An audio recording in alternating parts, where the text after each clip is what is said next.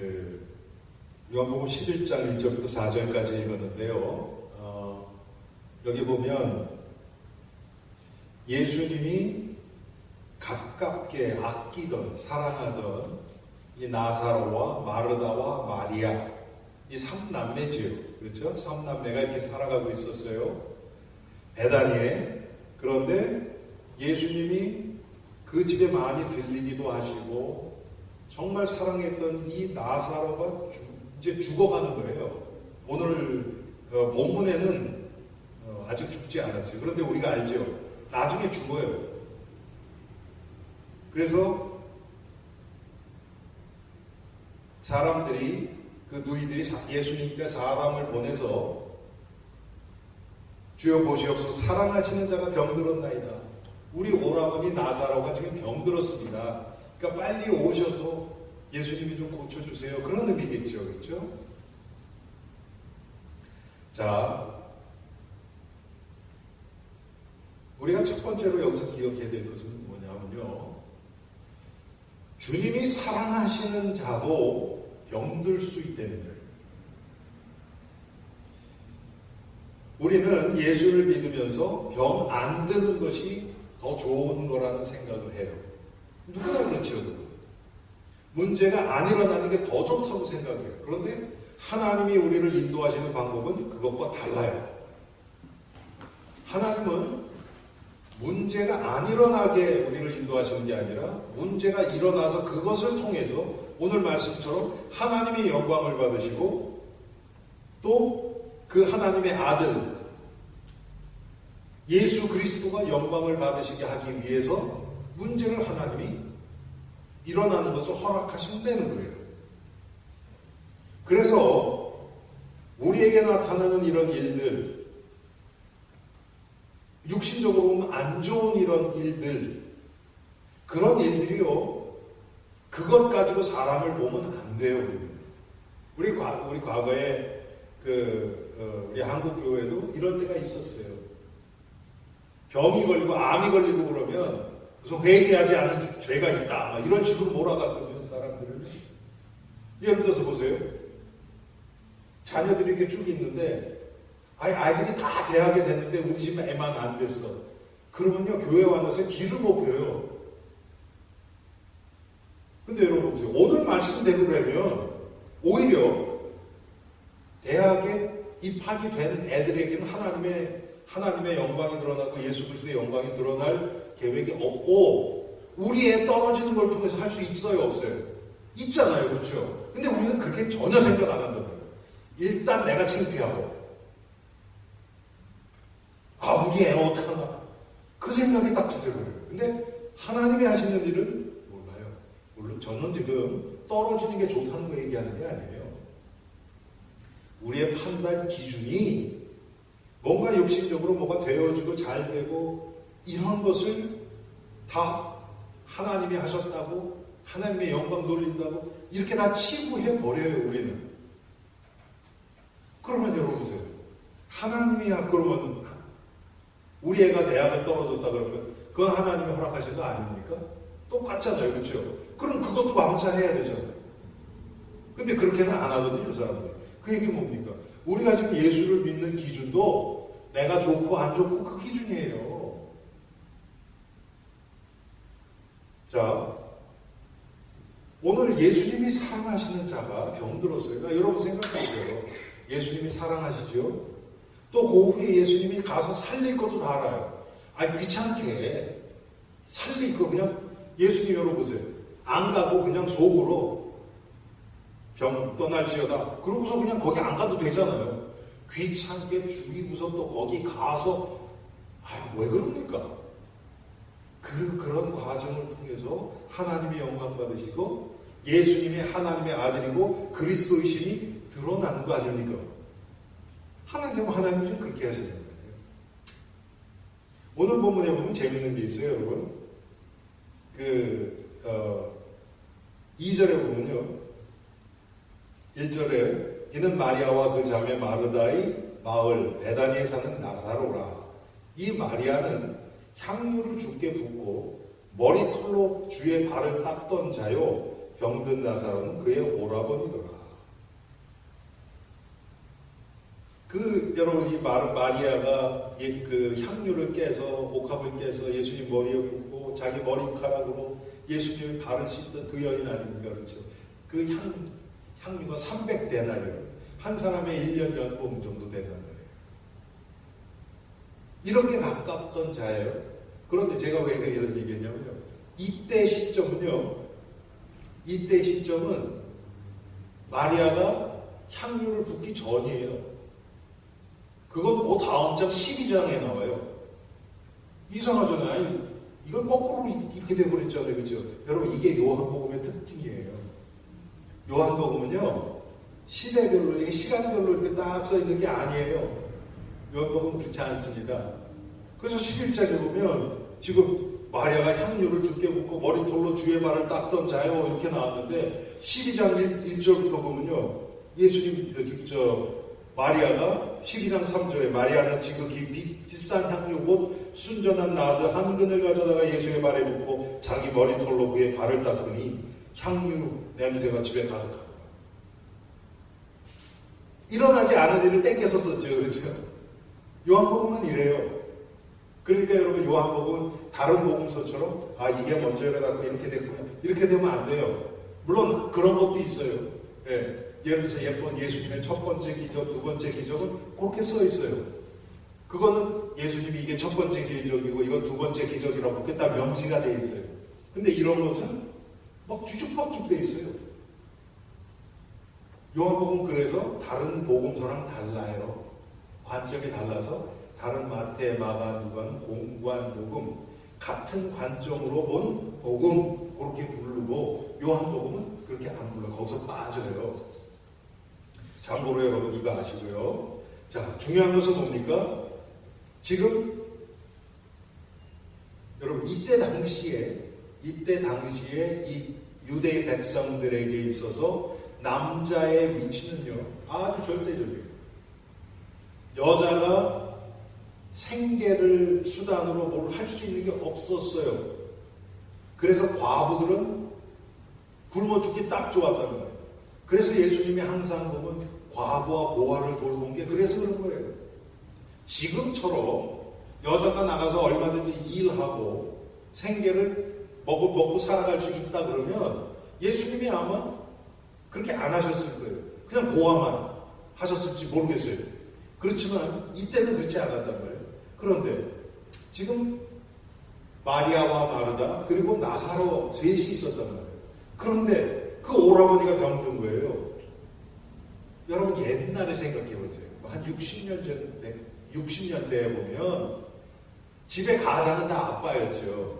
아버지가 그렇죠. 아버지가 다 나가서 일하고 그 다음에 뭐 엄마들 거의 일 안 했잖아요. 그때는. 지금 우리가 그런 시기였단 말이에요. 나사로가 무슨 직업을 가졌는지 그런 건 성경에 안 나와요. 그렇지만 그런 경제적인 부분뿐 아니라 사회적인 부분도 마찬가지예요.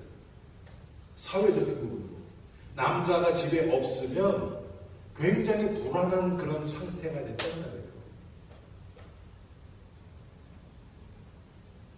지금 그런 상태에서 오라버니가 지금 병들었는데 보니까 이게 보통 병이 아니에요. 나중에 결국 죽었잖아요. 무슨 병인지는 안 나와요. 근데 죽을 정도로 심각한 병이 들었어요. 그러니까 당연히 예수님께 사람을 보내서 오라고. 자, 우리가 첫 번째 기억해야 될 것은 예수님이 사랑하는 자, 구원받은 하나님의 백성도 병들 수 있고요. 실패할 수 있고요. 사고 날 수 있고요. 다른 사람들이 볼 때, 야, 저 사람 진짜 저거 저주받은 인생 아니야? 그럴 수 있다는 거예요. 그것 가지고 판단하면 안 된다는 거예요. 여러분, 사도 바울은요, 예수 믿어서 인생 종친 사람이에요. 쉽게 얘기하면. 예수 믿은 다음에는 뭐 된 게 없어요. 인간적으로 보면. 그런데 그렇다고 실패한 인생입니까? 아니죠.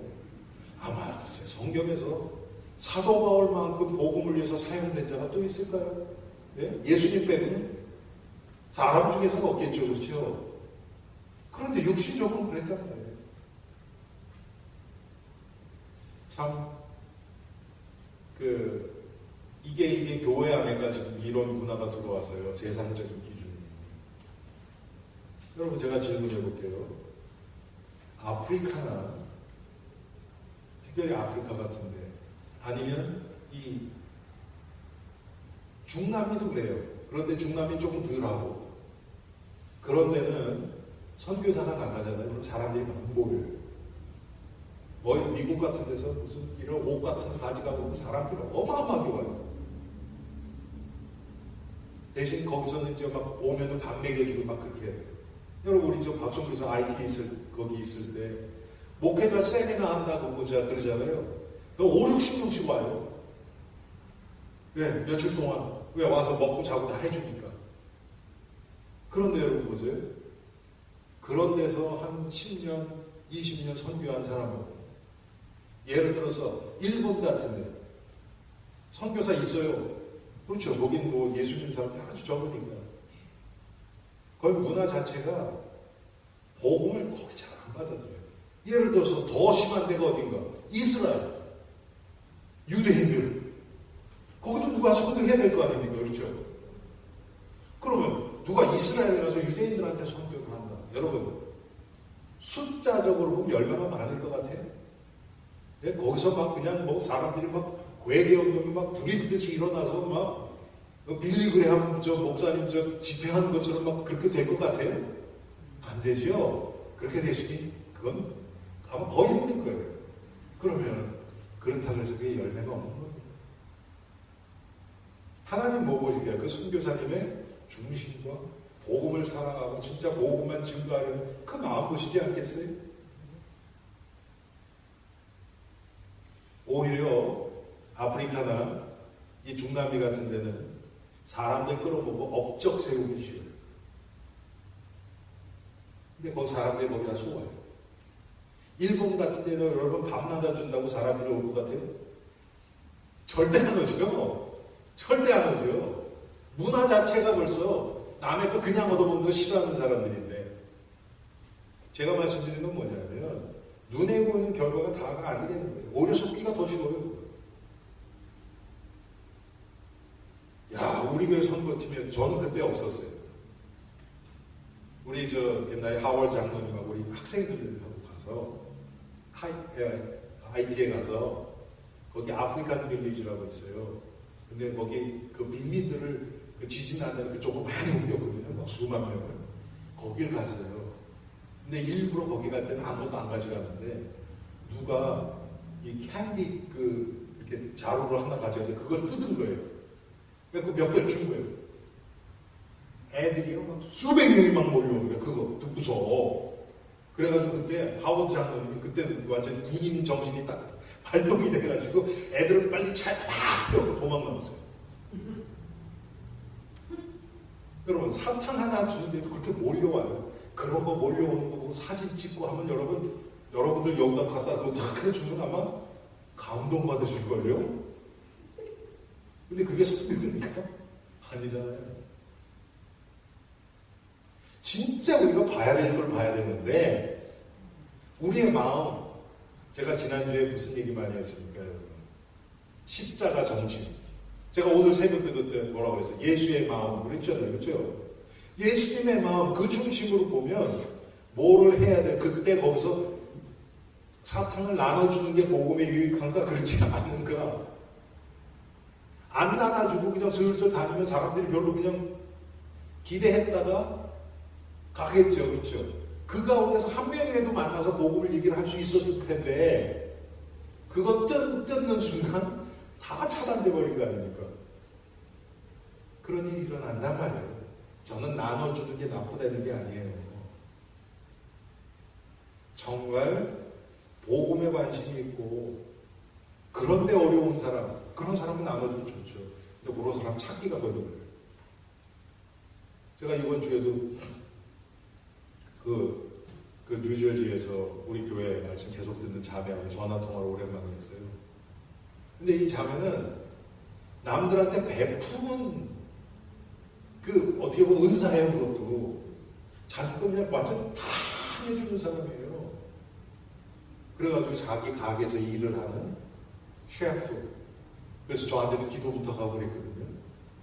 근데 얘가 보니까 뭐 마약도 하고 그런데도 그걸 안 짜고 품고서 기도하면서 그걸 도와주고 막 또 동생이 죽었다 그래가지고 비행기 표도 대주고 막 그렇게 했는데 나중에 봤더니 가짜예요 이게. 이용해 먹은 거죠. 그리고 전화가 왔어요. 그래서 저랑 여기 조금 얘기했고요. 그런데 벌써 자기가 지금 우리 설교를 들으면서 답을 딱 갖고 있더라고요. 그런 상 그게 되니까 이제 들린 거죠. 그게 깨달아진 거죠. 그게 뭐라 그랬냐면 제가 은혜 받는 만큼만 해라 그랬대요. 제가 언제 얘기했는지 아마 그런 얘기를 했나 봐요. 근데 그게 이제 지금 부딪힌 거예요. 도와줄 때는 몰라요. 여러분 누구 도와주면 그 사람이 감사하고 막 그러면 나도 뿌듯하잖아요. 여러분. 우리 그거 좋아서 하거든요. 보고만 건 상관없이 내 마음이 기쁘니까 하는 거예요. 그렇지 않거든요. 여러분. 어떤 사람은요. 진짜 고마워도 표현을 그렇게 잘 못하는 사람이 있어요. 여러분 아시죠? 그렇죠? 그럼 우리에서 그런 사람들 보면 저 사람 감사할 줄도 뭐 그다음부터 나 안 해 이제 이렇게 되어버린다. 그게 무슨 성교 무슨 구제입니까 그게? 여러분 똑같습니다. 정말 하나님이 기뻐하시는 것이 무엇입니까? 오늘 나사로 같은 사람이 우리 주위에 있다. 그냥 부모도 없이 세 남매가 그냥 어렵게 이렇게 살아가고 그런 사람이 있는데 그 오빠가 죽었다. 그럼 우리는 어때요? 보통? 보세요. 육신적으로 불쌍한 마음, 저 사람들 어떻게 뭘 해주면 반찬이라도 하나 갖다 줘야지. 그런 마음 발동하는 건 쉬워요. 그렇죠? 이상하다. 저 사람들이 오늘 예수님이 사랑하신다는 자라 그랬으니까 분명히 믿음이 있는 사람들이거든요. 하나님이 사랑하고 믿는 자들에게 왜 저런 얘기가 하나님은 어떤 계획을 가지고 있을까? 우리가 그렇게 생각을 해야 될 거 아닙니까? 근데 그런 생각은 잘 안 들어요. 아까 말씀드렸던 것처럼 율법 그 기준으로 딱 봐. 저 사람들 뭘 잘못했나? 이렇게 보든지 아니면 좀 도와줘야겠다는 뭐 그런 마음이 있는 사람들은 반찬 예배도 하나 해봐야지. 이런 마음이 들든지. 여러분 둘 다 육신이에요. 정죄하는 거나 불쌍해서 내가 그냥 뭐 하나 갖다 주려고 하는 둘 다 육신. 한마디로 불신자들도 똑같이 마음이 드는 거예요. 그런데 오늘 말씀 보면 이걸 통해서 아버지가 영광을 받으시고 하나님의 아들 예수 그리스도가 영광 받으시고 이게 목적이었거든요. 그런데 마르다 마리아도 몰랐죠. 주위에 있는 사람은 더 몰랐죠. 그런데 여러분 이 결과 나중에 이거 전체 쭉 한번 보죠. 11장 12장까지 쭉 보세요. 나사로가 그 뒤에 보면요 여러분 예수님이 그 얘기 듣고서요 일부러 돌아가 이틀인가 돌아가요. 딴 데로 한마디로 나사로 죽기까지 기다리는 거예요. 그래서 예수님이 도착하셨을 때는 장사지인지 나흘이나 지났다는 거예요. 그래서 썩어서 냄새 납니다. 예수님이 저 돌문 옮겨놔라 그랬더니 주님 선생님 썩어서 냄새가 납니다 그러잖아요. 그렇죠? 그때까지 기다린 거예요. 한마디로 뭡니까? 이거는 인간은 도저히 이건 어떻게 우연도 아니고 이건 기적도 아니고 인간으로서 절대로 할 수 없다고 나올 때까지 예수님이 딱 기다리셨어요. 하나님만 하실 수 있는 거예요. 그렇죠 여러분? 그래서 여러분 사실 망하려면 완전히 망해야 복음 깨달아요. 반만 망하면요 이것도 아니고 저것도 아니고 이렇게 돼버려요. 여러분 근데 보세요. 반만 망하면 안 된다는 그런 뜻이 아니고 우리의 마음이 정말 나는 할 수 없다는 이 결론에 딱 닿아야 돼요. 한번 바닥을 쳐야 된다는 거예요. 철저하게 내가 무너져야 돼요. 그래야 우리는 하나님이 하셨구나. 그렇겠죠. 그렇죠?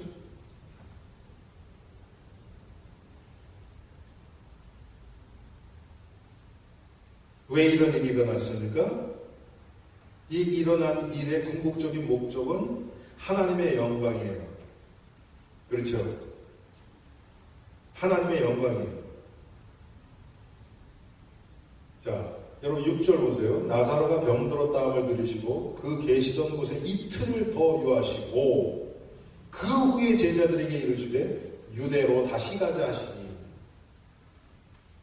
예수님이 그 얘기 듣고 거기서 이틀을 더 계시고 그 다음에 베다니로 다시 가시는 게 아니라 나사로한테 가는 게 아니라 유대로 가자. 그러고 갔더니 벌써 죽은 지 나흘이 된 거예요. 그런데 여러분 14절 보세요. 이에 예수께서 밝히 이르시되 나사로가 죽었느니라. 내가 거기 있지 아니한 것을 너희를 위하여 기뻐하노니 이는 너희로 믿게 하려 함이라. 그러나 그에게로 가자 하시니. 여러분 이거예요. 예수님의 목적은 우리를 믿게 하기 위해서 하시는 거예요. 하나님의 관심이 이거거든요. 왜? 믿음이 없으니까 지금 오빠가 오라보니까 지금 병들었다 그러니까 마르다 그렇고 마리아도 그렇고 두렵고 그래서 사람을 보내고 그 다음에 이제 예수님이 가시기 전에 죽으니까 여러분 그 뒤에 보면 나오잖아요. 마르다가 먼저 예수님 오신다는 소리 듣고 막 뛰어와요. 선생님이 주님이 여기 계셨으면 우리 오라버니가 죽지 아니하겠나이다. 예수님 뭐라고 해요? 마르다에게 이 오라버니가 나는 그러면서 무슨 얘기합니까? 나는 이제라도 주께서 무엇이든지 하나님께 구하시는 것을 하나님이 주실 줄을 아나이다. 22절에 말은 그렇게 해요. 그런데 예수께서 이르시되 23절에 내 오라버니가 다시 살아나리라. 그랬더니 마지막 날 구할 때 예수님 재림하실 때 그때는 살아날 거 내가 압니다. 그렇죠? 정답은 다 알아요. 근데 자기하고 상관없어요. 지금 내 삶하고는 상관없어요. 여러분 우리가 이렇지 않습니까? 하나님이 위대하시고 하나님 전능하시고 하나님 못하시는 거 없으시고 하나님 나 사랑하시는 거 다 아는데 내가 지금 고통하고 있는 요 문제는 지금 관계가 없어요. 우리 아닙니까 이거? 똑같거든요. 그런데 예수님 뭐라고 해요? 내가 15절에 내가 거기 있지 아니한 것을 너희를 위하여 기뻐하노니. 여러분 요거 기억하세요. 우리 문제가 딱 일어났는데 이게 해결이 안 된다. 그러면 지금 예수님이 기뻐하시는 일을 하고 계시는구나. 우리는 몰라요 뭔지는. 그렇죠? 우리는 뭔지는 몰라요. 그런데 이게 분명히 하나님이 기뻐하시는 일을 하고 계시는구나. 그러면 여러분 진짜 이게 믿어지면 걱정할 것도 없고 그냥 기다리는 거예요. 야, 이게 하나님이 요거를 어떻게 이걸 통해서 어떤 기쁨을 하나님이 기뻐하시고 나에게 기쁨을 주시려고 요거를 이렇게 연기시키시고 이렇게 하시는가. 흥미진진해지죠. 분명히 하나님과 우연 없거든요. 하나님께는. 그렇죠. 모든 게 다 의미가 있고 필연적인 거예요.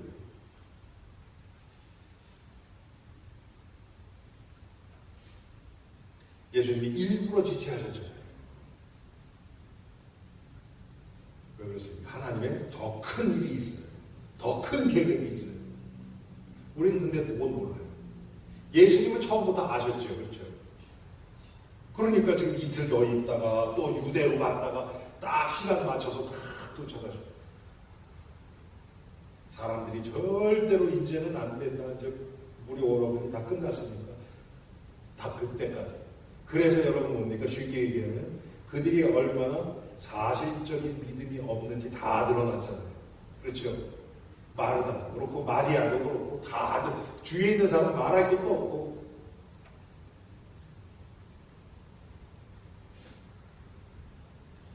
결국 뭡니까?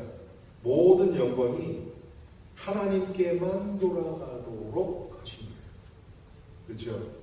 여러분 우리는요, 여러분 우리 그럴 때 많잖아요. 내가 기도했어요. 기도했는데 이게 다 내가 기도한 대로 하나님 응답하셨네. 할렐루야. 얼마나 감사해요. 그렇죠? 그런데 옆에 딱 봤더니 응답 받지 못하고 막 걱정하고 있는 사람이 있어. 그럼 이제 가서 이제 권면해 주죠. 근데 안 들어. 그러면 답답해져 이제. 왜 이렇게 안 돼? 하나님 나 봐. 그러면서 결국은 내가 막 나와요. 그 다음부터는 오직 하나님께 영광 돌리는 것이 아니라 내가 자꾸 나온다니까요. 하나님은 그거 싫어하세요. 그래서 내가 완전히 죽어질 때까지 기다리세요. 중요한 거일수록 그래요.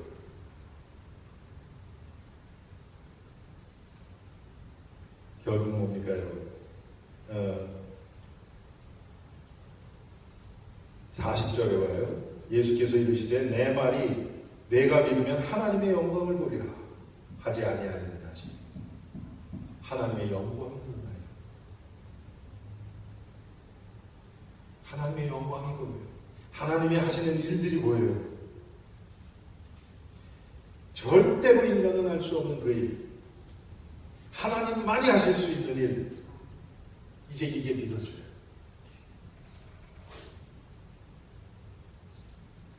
하나님의 영광은 믿는 자에게 나타나요.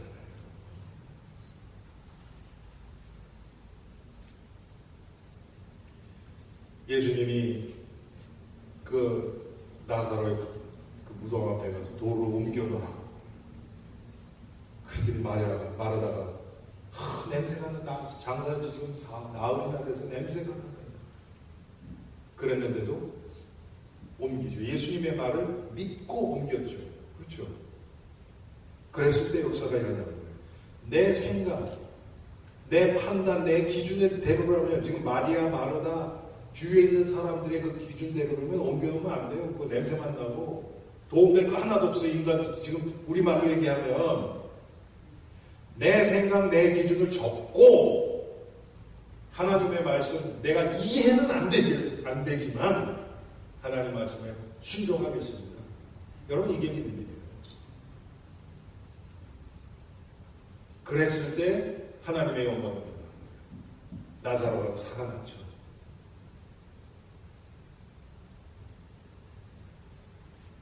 여러분, 그래서 우리가 믿을 때 하나님의 영광이 드러나고, 하나님의 영광이 드러났다는 얘기는 아까 우리가 함께 읽었던 것처럼 4절에 하나님의 영광을 위하며 하나님의 아들이 이로 말미암아 영광을 받게 하니라. 지금 이걸 우리말로 표현을 하면 복음에 유익한, 복음이 드러나는, 예수님이 그리스도이심이 밝혀지는 그런 순간이에요, 이게. 그런데 그것은 믿음을 통해서 나타나는 거예요. 또 하나님은 이런 일들을 또 벌이는 이유가 뭐냐면 우리에게 믿음을 주시기 위한 거예요. 여러분, 이 사건이 이게 보통 사건이 아닙니다. 이것을 통해서 많은 자들이 예수를 믿게 돼요. 몇 절이 또 나오죠. 뒤에 보면. 45절에 마리아에게 와서 예수께서 하신 일을 본 많은 유대인이 그를 믿었으나 그 중에 어떤 자는 바리새인에게 가서 예수께서 하신 일을 알리니라. 그 뒤에 보면요, 죽었던 나사로가 살아나 있으니까 예수님의 이름이 더 퍼질 거 아닙니까? 저 사람이 무덤에서 나흘이나 있었대. 그런데 지금 나왔대. 여러분, 그리고 주위에 사람들이 많이 있었잖아요. 그렇죠? 그리고 그 뒤에 보니까 사람들이 그 죽었다 깨난, 살아난 나사로를 보려고 막 많이 와요. 그런 일이 있었단 말이에요. 그러니까 이 복음의 파급이 계속 퍼져나가는 거예요. 그러니까 여러분, 어떡합니까 또? 마귀는 그거 막으려고 하겠죠. 그래서 이제 그다음부터 어떡하냐면 예수만 죽이지 않고 나사로까지 죽이려고 계획을 세워요. 야, 마귀 하는 짓이 그래요, 여러분. 그래서 어딥니까? 베드로전서 5장입니까? 우리에게 오는 그 핍박, 불시험, 그거 이상한 일로 여기지 말라. 왜? 그게 당연하게 온다는 거예요, 그게. 복음이 전파되는 곳에는 반드시 마귀의 방해가 있어요. 예?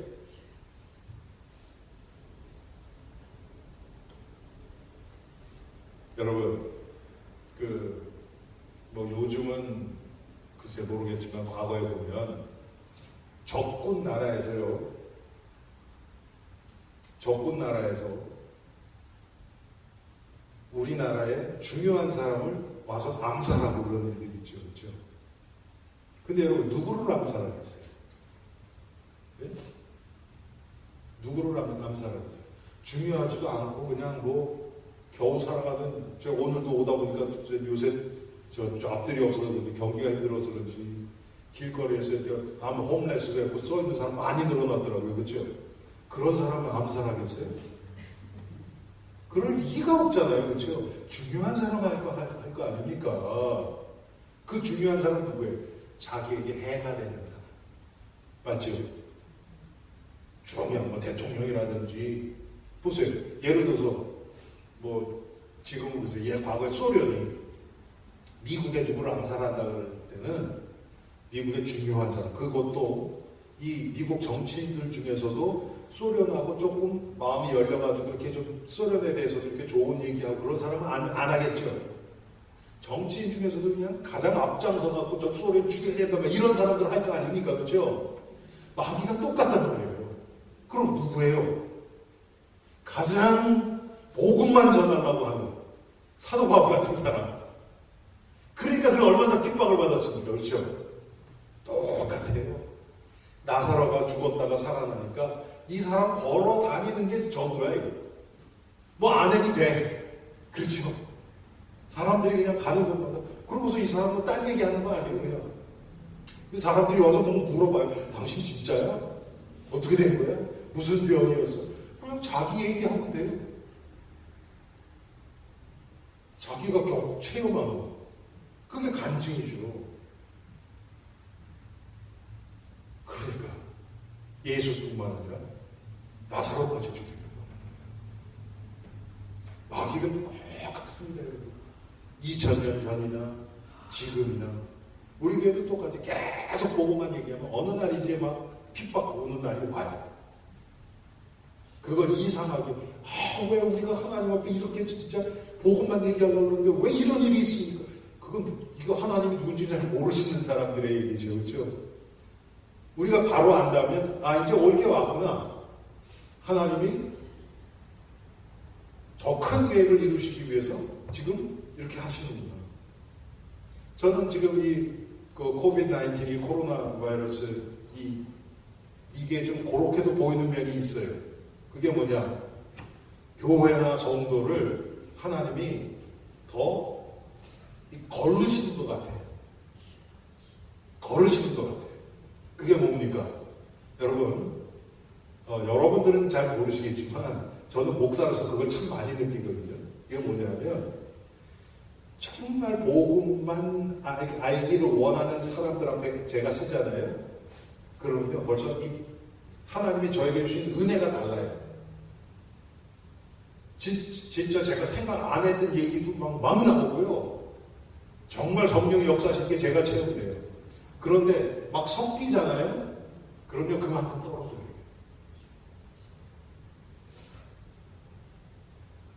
하나님이 여러분 지금 이제 막 여기 상황이 이러니까 조금 그냥 뭐 대충 신앙생활 하는 사람들은 주일날 교회 꼭 가야 되나?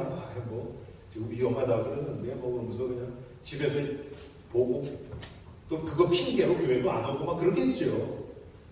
훨씬 더 복음을 사랑하시는 분들이 많이 모이겠죠 지금. 숫자는 적어지지만 그렇죠. 글쎄 아마 영적 분위기를 우리가 볼 수 있다면 금방 보여질 거예요. 예. 똑같습니다. 우리의 삶에도 마찬가지예요. 뭐가 잘 되고 좋은 결과가 나고 복이 좋고 뭐 이런 거 아니에요. 그게 중요한 게 아니라 정말 하나님이 이것을 통해서 지금 무엇을 하기를 원하신다. 예. 그래서 여러분 다시 한번 말씀을 정리합니다. 하나님이 사랑하시는 자, 구원받은 하나님의 백성도 병들 수 있고 실패할 수도 있고 또 안 좋은 일이 일어날 수도 있어요. 육신적으로 안 좋은 일. 그런데 그것이 하나님이 우리를 저주하고 하나님이 우리를 심판해서 오는 게 아니에요. 하나님이 하실 일이기 때문에 결국은 오늘 말씀처럼 하나님의 영광이 드러나고 하나님의 아들 예수 그리스도의 영광이 드러나고 복음이 복음으로 전파되기 위해서 이런 일을 허락하신 겁니다. 그리고 결국은 그것이 다 하나님의 시간표에 맞게 정확하게 우리 생각에는 조금 빨리 됐으면 좋겠는데 아니에요. 예수님 말해서 이렇게 지체되면 내가 기뻐한다 그랬어요. 우리 시간표에 하나님의 시간표를 끌어당기는 게 아니고 우리가 하나님의 시간표 안으로 들어가 버려요. 하나님 반드시 이것을 통해서 복음에 유익한 도구로 사용하실 것을 믿습니다. 그때까지 나는 계속 예수 그리스도와 동행하며 정말 복음에서 살아가고 십자가 바라보고 주님과 교제하고 그렇게 가겠습니다. 그리고 한 발자국 가는 거예요. 여러분 보세요. 마귀가 상황 이런 걸 통해서 우리를 넘어뜨리려고 그러는데 우리가 눈 하나 깜빡 안 해. 그러고서 그냥 예수 그리스도 동행하는 거예요. 나중에는요 겁내요. 여러분 마귀가 겁내는 성도 되기를 주님의 이름으로 축원합니다. 우리가 마귀 때문에 겁나는 게 아니고 아니 예수 그리스도가 우리 안에 계시잖아요. 마귀가 겁내요. 왜 우리가 겁냅니까? 말이나 됩니까 이게? 자, 하나님의 영광은 결국 우리 믿음과 관계가 됩니다. 이런 일이 일어나는 것도 오늘 요한복음 11장 11장으로 비춰보면 구원받아야 될 자들이 있고 또 이 믿음의 실체가 다 드러나서 이 자들이 얼마나 믿음 없는 것을 드러내기 위해서 예수님이 이렇게 하셨고 또 이들이 믿고 도를 옮겨놨을 때 하나님의 영광을 보았어요. 결국 이것이 모든 것이 우리의 믿음과 관계가 있어요. 믿을 때 역사가 일어나고 또 역사를 통해서 우리가 우리에게 믿음이 더해져. 하나님의 관심이 딱 이거예요. 믿음을 통해서 영혼들이 주님 앞에 들어오고 돌아오고 또 우리가 믿음이 자라서 우리가 예수 그리스도의 증인으로 세워지는 거예요. 딱 이겁니다. 그런데 그렇게 되는 과정에서 얼마나 사람들이 많이 보이고 눈에 보이는 것으로 성공적이고 이런 건 중요하지 않아요. 왜? 성경 그런 건 중요하지 않아요. 저는 가끔 그런 생각합니다.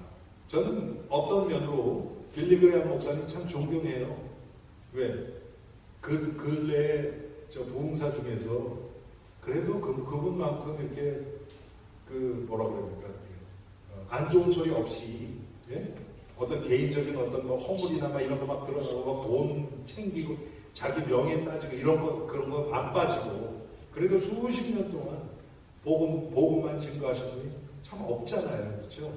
물론 그것도 약점이 있겠죠. 그런데 제가 무슨 생각을 하냐면 아무도 모르고 주목하지도 않았던 분들 중에서 천국에서는 빌리 그레이엄 목사님처럼 하나님이 기뻐하시는 자들이 있겠다 그런 생각입니다.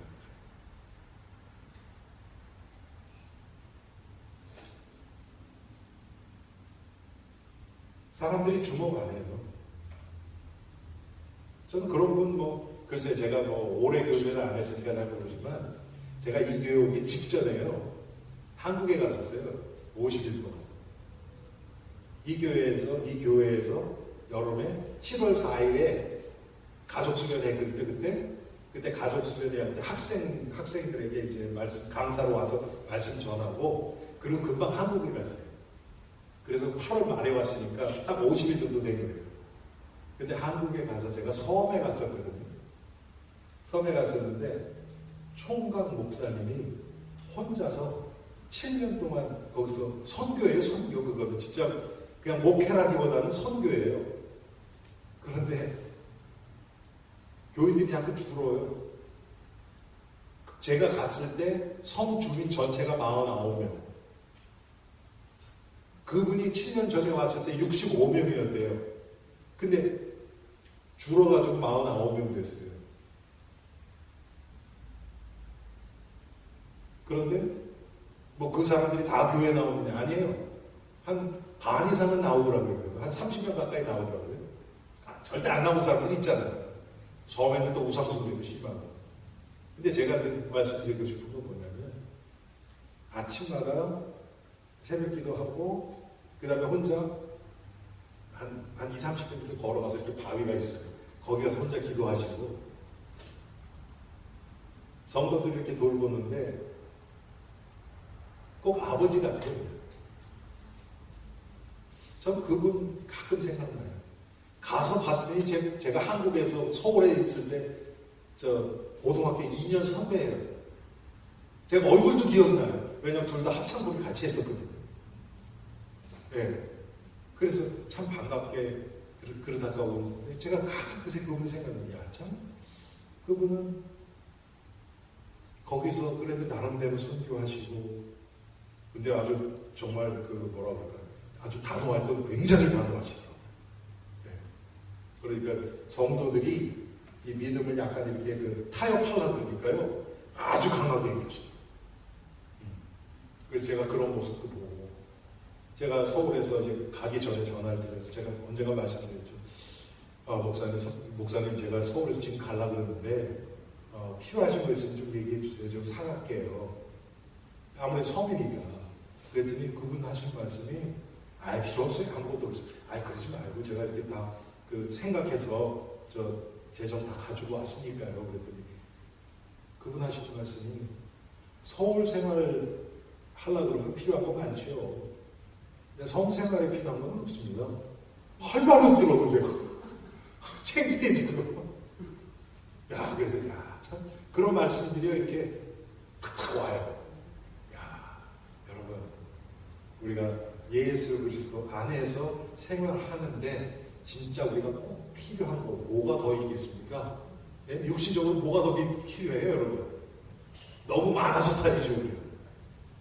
그런데 정말 하나님 앞에서 복음의 가장 유익한, 제가 쉽게 말씀드릴까요? 여러분, 옷 몇 벌이 있는 게 복음에 가장 유익할지 한번 생각해 보세요. 그러면 아마 많이 음식을 뭐를 먹는 게, 오늘 저녁에 반찬 몇 개 넣는 게 복음에 가장 유익할까? 이렇게 적용시켜야 되는 거예요, 우리가. 맞죠? 그냥 진수성찬을 막 먹는다는 다 좋은 건 아니잖아요. 먹지 말라는 얘기 아니에요. 여러분, 필요할 때 그렇게 먹을 수도 있죠. 그런데 그렇게 하면서 정말 지금 음식이 없어서 배를 골고 있는 그런 사람을 우리가 생각하고 있는 거 또 생각해야죠. 주님 앞에서. 그것처럼 우리가 항상 나의 믿음을 통해서 하나님의 영광을 드러나. 오늘 말씀처럼 베드로가 병들어 죽는 것을 통해서도 하나님의 영광을 드러나. 우리의 삶을 통해서 우리의 삶이 정말 이 하나님의 영광과 직결되는 우리가 되기를 주님의 이름으로 축원합니다. 우리 함께 기도합시다.